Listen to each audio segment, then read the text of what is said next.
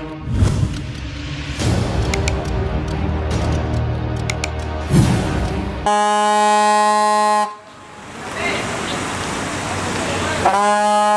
pour inviter des fidèles à un culte, c'est un enfant de trompette que l'activiste André Blaise Essama a relancé les hostilités à l'occasion de la commémoration du Tété Kombo en hommage à Rudolf Douala Mangabel et Gossodine. Ici devait être érigé le plus grand monument de la ville de Douala.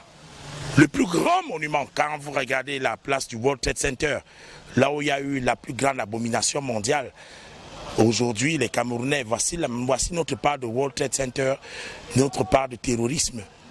Ceux qui ont été bien sûr les bourreaux, c'était les Allemands, et des réparations doivent avoir lieu.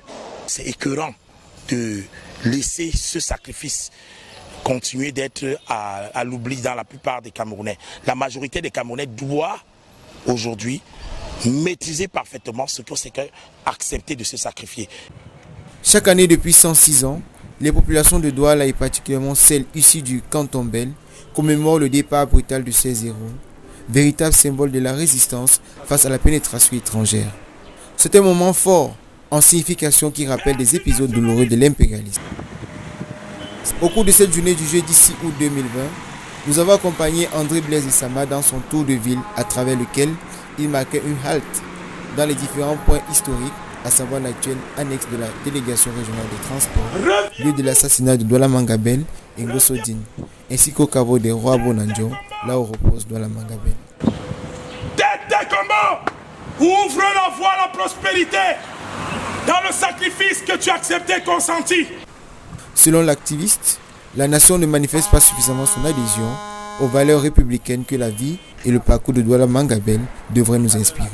Et ce jour, en principe, devrait être un jour comme les commémorations des fêtes chrétiennes. Je n'ai rien contre la chrétiennité, Noël. Aujourd'hui, chaque Africain devrait partager un sacrifice en l'honneur de Douala Mangabel. Offrir des cadeaux, offrir des fleurs, faire un service d'investissement. Ça, c'est ce qui est demandé chaque fois qu'on commémore d'autres grandes figures, comme Nelson Mandela. Nous avons appris après notre rencontre que l'activiste camerounais a été interpellé et placé en garde à vue par les forces de sécurité nationale pour trouble à l'ordre public. Ce n'est pas une première pour ce nationaliste qui cumule plusieurs gardes à vue et emprisonnements dans notre pays. Ils vont le parler.